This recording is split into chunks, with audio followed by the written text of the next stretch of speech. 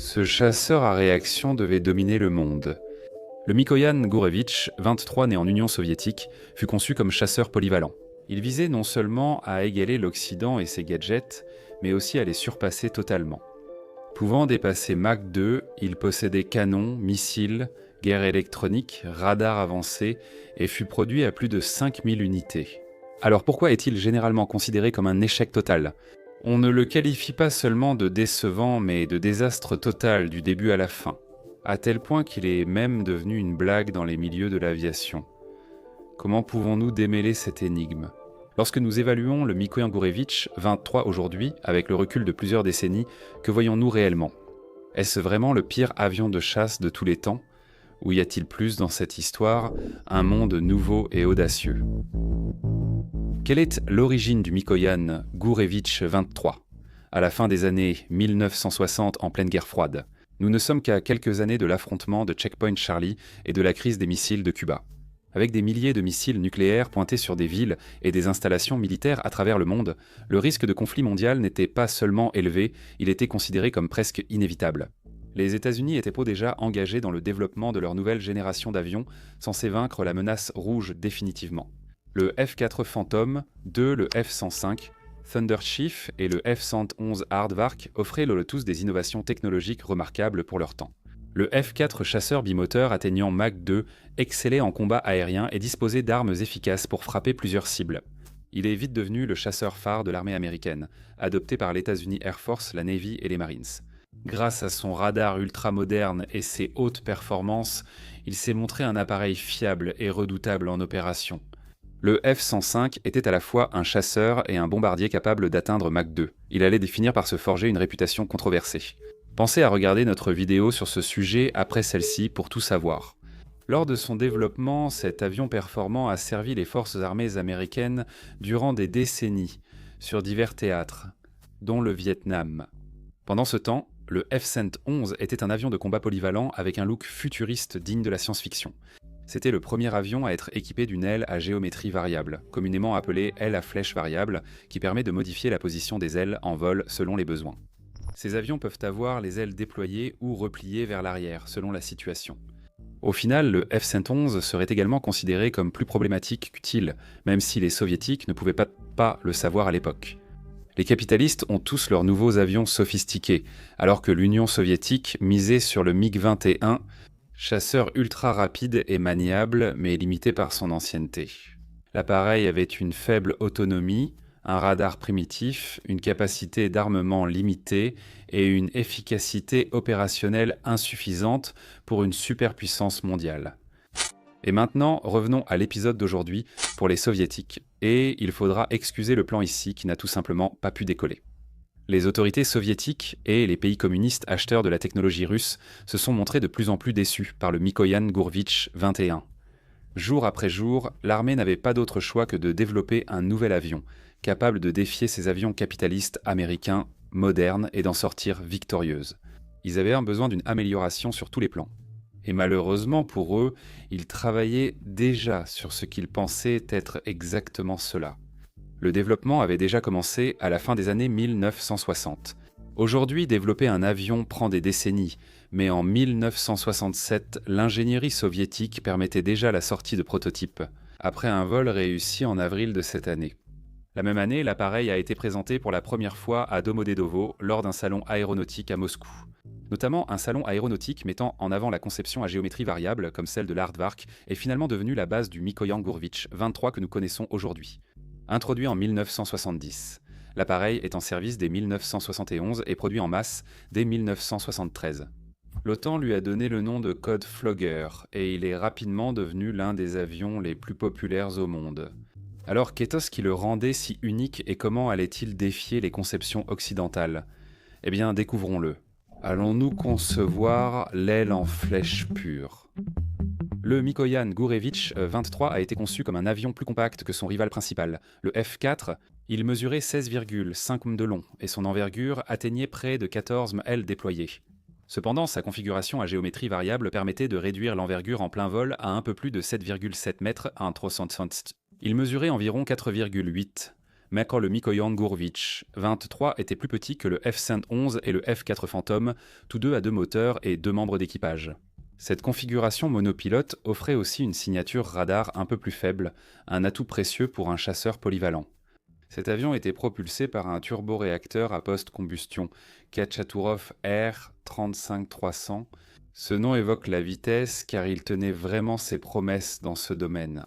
Le Mikoyan Gurevich 23 était absolument d'une rapidité fulgurante. Il pouvait atteindre Mach 2,335, environ 2445 km/h, mais seulement à son altitude maximale de 18 000 mètres, 60 000 pieds, pour Trans.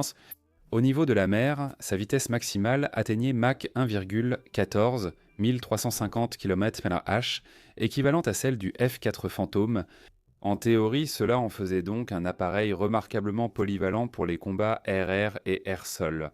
Il était aussi efficace pour la reconnaissance, une qualité précieuse durant la guerre froide, où il fallait toujours plus d'yeux dans le ciel. De plus, il était équipé de puissants capteurs embarqués et d'un radar moderne pour l'époque, ce qui a permis de faire les premiers pas vers les capacités de guerre électronique. Le Mikoyan Gurevich 23, Modernizirovanny Lyogki Dvukkilevoy, l'une des nombreuses variantes, se démarquait surtout par son avionique, un atout supplémentaire du Mikoyan Gurevich. Son train d'atterrissage renforcé permettait son usage sur des pistes courtes et isolées, sur porte-avions dans l'Atlantique ou pistes rurales en Afrique. Pendant la guerre froide, il était essentiel de vendre les véhicules mondialement, pour l'influence et les revenus. Ses capacités de décollage et d'atterrissage court, ou S-Takeoff and Landing, le rendaient bien plus polyvalent dans divers environnements. Le F-4 n'avait pas cette capacité, ce qui donnait sans doute au Mikoyan Gurevich un argument de vente unique face à son rival. De plus, puisqu'il devait être efficace partout dans le monde, son autonomie de plus de 2800 km lorsqu'il était équipé de réservoirs supplémentaires garantissait qu'il pouvait vraiment se déplacer partout. Cela correspond environ à la distance entre Moscou et Dublin. On peut donc dire sans risque que cet avion pouvait répondre aux besoins de l'Union soviétique pour couvrir toute l'Europe, avec des variantes pouvant potentiellement servir d'autres nations également. Il est important de préciser que cette autonomie concerne le convoyage, et non le combat où elle était bien plus faible. En ce qui concerne l'armement, le Mikoyan Gurevich était plutôt bien équipé. Il disposait d'un canon GSH 23R de 23 mm mort avec 200 obus. Sa cadence de 3400 coups par minute permettait de vider ses munitions en 3 secondes. L'appareil avait aussi 7 points d'emport extérieurs pour le montage. Des systèmes d'armes supplémentaires capables d'emporter jusqu'à près de 3000 kg de munitions, comprend missiles air-air, air-sol, bombes et paniers à roquettes pour missions d'attaque au sol. Il pouvait faire comme les avions de chasse occidentaux et consommateurs récents, frapper des cibles hors de portée visuelle. Un programme solide prévoyait l'évolution de la technologie du Mikoyan Gurevich tout au long de son service. En théorie, cela assurait qu'il pourrait suivre la course aux armements à mesure que la technologie évoluait. Assez impressionnant. Tout bien considéré, vous êtes probablement d'accord. Ou bien pas. Parce que, malgré toutes ses réussites et ses spécifications impressionnantes, le Mikoyan Gurevich 23 est aujourd'hui considéré comme la risée du monde.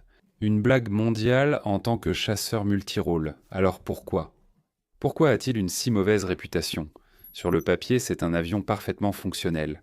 À certains égards, il pourrait même être considéré comme supérieur en termes de praticité. Mais regarde, la guerre ne se fait pas sur le papier, n'est-ce pas ? Un examen plus approfondi de la litanie de problèmes du Mikoyan Gurevich va révéler pourquoi il est vraiment nul. La réalité, c'est le crash et la destruction. Alors, quels étaient les problèmes avec cet avion apparemment plutôt bon ? Pour commencer, la conception de base posait problème. Les États-Unis ont constaté avec le F-111 Aardvark que la géométrie variable du Mikoyan Gurevich était intéressante mais pas révolutionnaire. Cela rendait aussi l'appareil très coûteux à entretenir. Il demandait beaucoup d'entretien, était complexe et plus lourd que les chasseurs multirôles occidentaux. Le F-111, souvent vu comme une blague, n'était finalement pas devenu le chasseur multirôle clé des États-Unis. Pour cette raison même. À la place, le F-4 a pris ce rôle. Le Mikoyan Gurevich partageait bon nombre des mêmes problèmes. Cependant, étant le seul nouveau chasseur de Moscou, la Russie et ses alliés ont hérité d'une machine difficile et capricieuse. Ces moteurs avaient également une durée de vie courte. Après tout, toute cette vitesse a un prix, ce qui rendait la maintenance encore plus astronomiquement coûteuse. À ce stade, vous vous demandez peut-être, et alors, que voulez-vous dire ? Tous les avions de l'histoire des États-Unis ont été très coûteux et complexes à entretenir. C'est vrai, Le Mikoyan Gurevitch ne doit pas être jugé mauvais juste parce qu'il est difficile ou cher à entretenir. Cependant, la guerre froide, c'était un jeu de logistique. Les ingénieurs trouvaient le Mikoyan Gurevitch difficile à gérer, même face à d'autres avions à réaction de l'époque. Plus un avion nécessite d'entretien, et plus cet entretien est assez coûteux, moins vous pouvez avoir d'avions dans le ciel en même temps. Cela pourrait être une faiblesse stratégique, exposant votre meilleur avion à l'infériorité numérique lors d'un conflit majeur. Ainsi, d'autres régions du pacte de Varsovie, dont la Russie, ont décidé de ne pas retirer le Mikoyan Gurevitch 21 comme prévu. Malgré la production massive du Mikoyan Gurevitch 23, ils ont choisi de faire fonctionner les deux avions ensemble afin d'augmenter leurs effectifs. Ce facteur a donné au Mikoyan Gurevitch une réputation simplement fonctionnelle et hautement utilitaire dès le départ. Il n'y a rien de fondamentalement mauvais là-dedans en théorie. Mais si votre meilleur avion dépend de son prédécesseur obsolète pour le soutenir, c'est qu'il y a clairement eu un problème dans le processus de conception. De plus, dans tout conflit à grande échelle, les Mikoyan Gurevitch 21 ne feraient pas le poids face à une technologie occidentale plus avancée. Et regardez, quand on examine ces spécifications, elles sont impressionnantes, mais malheureusement pour Moscou, elles ne sont pas révolutionnaires. Considérez sa vitesse, elle est à peu près équivalente à celle du F-4, pourtant le F-111 Aardvark, l'avion partageant le même design, était plus rapide en vitesse de pointe. Le Mikoyan Gurevitch a une bonne autonomie avec réservoir supplémentaire, mais l'Aardvark offrait plus du double sans ravitaillement. De nombreuses versions du F-4 utilisaient aussi des réservoirs supplémentaires, offrant une autonomie de convoyage bien supérieure au Mikoyan Gurevitch. D'accord, donc il ne pouvait pas voler aussi loin et sa vitesse était à peu près moyenne. Qu'en est-il de l'agilité et de la puissance de feu ? C'est un avion russe, il devrait rivaliser en combat tournoyant avec les meilleurs et être aussi agile qu'un colibri. Alors parlons d'agilité. Pensez un instant à ses réservoirs largables, ainsi qu'à ses points d'emport externes. Ajouter quelque chose à un avion augmente son poids, donc la consommation de carburant et réduit l'autonomie. Cela affecte aussi l'agilité. Imaginez que vous vous attachiez à un gilet lesté et que vous essayez de faire un salto arrière, ou même simplement un salto avec sac à dos, et vous verrez ce que nous voulons dire. Ne faites pas ça, c'est dangereux, vous pourriez vous blesser. À l'époque, les gens disaient chez nous que le Mikoyan Gurevitch 23 volait comme une balle, mais malheureusement, il tournait aussi comme une balle. Avec le poids de la conception à géométrie variable, la machine était très difficile à contrôler. La plupart des pilotes de Mikoyan Gurevitch 23 ont signalé sa maniabilité difficile. Vous ne voudriez sûrement pas ça dans votre avion de chasse principal, non ? Or, cette difficulté ne rendait pas forcément l'avion efficace en combat rapproché, pourtant essentiel selon la doctrine aérienne soviétique de l'époque. En réalité, il était moins agile que le Mikoyan Gurevitch 21 et encore moins que les appareils occidentaux. En réalité, bien qu'on le qualifie de chasseur, le Mikoyan Gurevitch 23 ne l'était pas vraiment. Ivan Drago. La vision du pilote dans le cockpit était gênée par l'épine dorsale surélevée du fuselage et les ailes montées en hauteur. Un aspect essentiel d'un avion de chasse est une visibilité claire sur les côtés et à l'arrière. C'est justement de là que les avions ennemis risquent d'attaquer. Et, comme vous le savez sûrement, avoir sa vision gênée n'est pas idéal. Ensuite, il faut prendre en compte son bilan au combat, ce qui, après ce que nous venons de dire, ne vous surprendra probablement pas qu'il soit un peu médiocre. Face à des équipements occidentaux rivaux, il a souvent montré des performances très insuffisantes, bien documentées.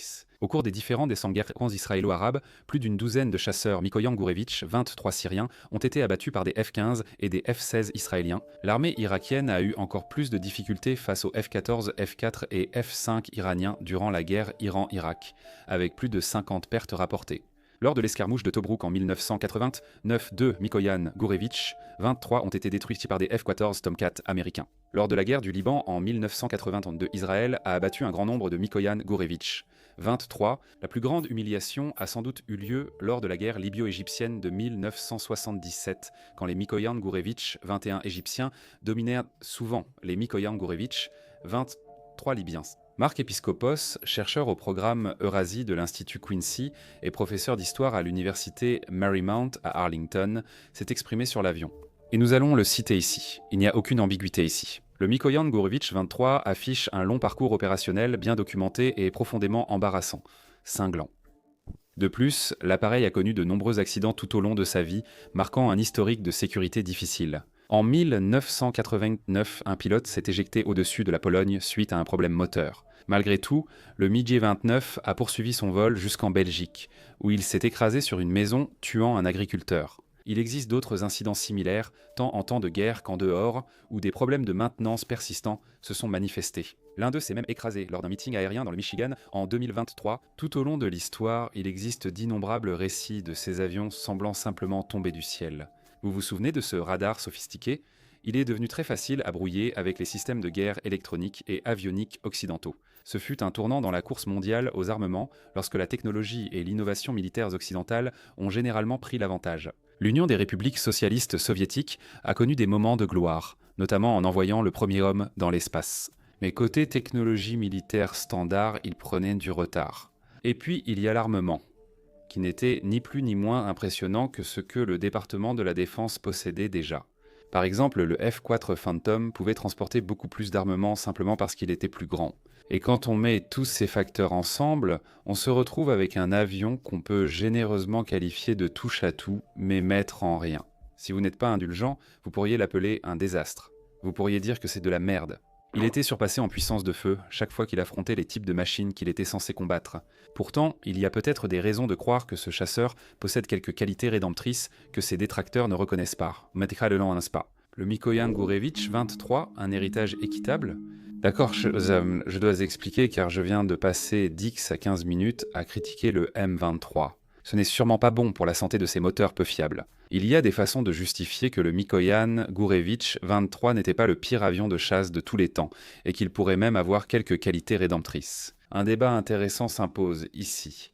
Et même sans adhérer à ce point de vue, vous pouvez apprécier les contre-arguments équitables. Au total, plus de 5000 Mikoyan Gourevitch 23 ont été construits, beaucoup non pas pour la Russie elle-même, mais pour le reste de l'Union soviétique. Un nombre important a été construit de force et expédié vers des pays du pacte de Varsovie. Ces nations ont dû les utiliser, tandis que de nombreux autres pays en ont finalement acheté beaucoup. Appelez cela des manœuvres géopolitiques. Mais le M23, malgré ses défauts, a été un succès commercial, notamment auprès de nombreux pays arabes. Ils n'étaient pas communistes, ils pouvaient acheter n'importe quel avion qu'ils voulaient ils ont choisi le Mikoyan Gourevitch. Cela interroge la vraie raison de sa création. Si vous voulez gagner de l'argent, ouvrez un stand de limonade. Quand on équipe une armée, est-ce que le profit est vraiment la priorité ? Après tout, les guerres ne se mènent pas sur le papier. Et toutes les factures et commandes du monde n'empêcheront pas le Mikoyan Gourevitch 23 d'être peu fiable et médiocre au combat. D'accord, mais cet argent a aussi financé d'autres projets qui ont étendu l'influence de la technologie militaire soviétique dans le monde. S'il ne s'agit pas d'une victoire militaire, on pourrait peut-être la considérer comme une victoire économique ou culturelle. On peut voir ça comme ça. Comme dit, cette influence ne compense pas ses mauvaises performances sur le champ de bataille, malgré un aspect au positif. Il y a aussi une raison pour laquelle les Mikoyan Gourevitch 23 exportés ailleurs n'ont pas eu autant de succès. C'était surtout le modèle d'exportation standard. Vous vous rappelez aussi des variantes évoquées plus tôt. Quelques-unes ont été envoyées à l'étranger, mais Moscou a gardé les modèles les plus avancés. On comprend pourquoi. Il est possible qu'il y ait eu de la méfiance dans la maison soviétique. Moscou n'a peut-être pas voulu que le pacte de Varsovie et le monde aient les versions haut de gamme du Mikoyan Gourevitch, car elle en avait besoin pour elle-même en cas de guerre. Et Moscou ne pouvait jamais être perçu comme inférieur à une autre nation. Les autres pays ont donc reçu des versions avec du matériel plus ancien. Avec le temps, les versions du Mikoyan Gourevitch réservées maintenant à la Russie sont devenues très performantes. Le Mikoyan Gourevitch allait-il enfin être l'avion qui ferait tomber l'Occident ? Non, pas du tout. Cependant, ces variantes ont en partie tenté de compenser ces faiblesses. Le vrai potentiel du Mikoyan Gourevitch demeure masqué par une perception qui ne reflète pas ses performances élevées. Et pourtant, la perception est la réalité à bien des égards. Si le Mikoyan Gourevitch est jugé mauvais car les versions exportées par la Russie ont mal performé, alors il est sans mauvais. Les Mikoyan Gourevitch 23 de Moscou ont rarement affronté des adversaires équivalents en combat réel, donc leurs actions importent peu. Nous avons vraiment peu de choses pour comparer. Et, en l'absence de tout autre élément, il faut prendre le bilan des combats existants tel qu'il est. Et celui-ci est inévitablement médiocre. C'est comme dire que sans cette blessure au genou, tu aurais surpassé Michael Jordan au basket. Cela ne le rend pas vrai et tu as bien été blessé. Alors que doivent croire les gens ? De plus, en tenant compte de la façon dont ils se sont mal débrouillés face aux versions d'exportation des équivalents occidentaux. Qui peut dire qu'une version améliorée aurait fait mieux face à l'un des modèles de Washington ? La formation, la maintenance, la stratégie et la doctrine dans ces pays font la différence. Ainsi, les Mikoyan Gourevitch 21 égyptiens ont pu battre les Mikoyan Gourevitch 23 syriens. Cependant, le fait qu'un tel affrontement ait même eu lieu souligne à quel point le Mikoyan Gourevitch 23 était limité par ces facteurs. Et quand on considère qu'ils ont eu des difficultés dans tous les domaines, cela pourrait bien indiquer qu'il s'agissait d'un avion intrinsèquement inférieur avec une conception tout aussi médiocre. Il a tout de même eu une certaine longévité. Retiré du service russe, dans les années 90, il est resté en service chez d'anciens partenaires soviétiques comme l'Angola, l'Éthiopie, la Corée du Nord et la Syrie. Si c'était vraiment le pire avion de tous les temps, même pour ces nations, il aurait sûrement été remplacé depuis longtemps. De toute évidence, il a encore un petit rôle à jouer. Considérer le Mikoyan Gourevitch 23 comme un désastre total est sans doute excessif. En fin de compte, c'était une conception ambitieuse et impressionnante qui, en théorie, pouvait rivaliser avec les meilleurs avions occidentaux de l'époque. Il a connu bien plus de succès que le F-111 par exemple, même s'il n'était pas aussi rapide. Le Mikoyan Gourevitch 23, malgré ses gros défauts et ses échecs face aux avions occidentaux, restait correct et fonctionnel. Pourtant, il n'a pas rempli tous les rôles qui lui étaient en destinée. En tant qu'avion censé renverser l'Occident et en tant que chasseur de supériorité aérienne redoutable, ce manque est peu difficile à contester. On pourrait cependant dire que ce n'était pas le pire avion militaire. Il était finalement devenu l'un des chasseurs à réaction les plus produits et répandus. Une combinaison certes possible, mais très improbable. Le Mikoyan Gourevitch 23 a finalement été remplacé par le Mikoyan Gourevitch 29. Quoi que vous pensiez de cet avion, que vous le considériez sous-estimé ou justement critiqué, vous ne pouvez pas nier qu'il ressemblait à une tendance mondiale de la mode soviétique. Presque tout le monde devait absolument en avoir un. Merci d'avoir regardé.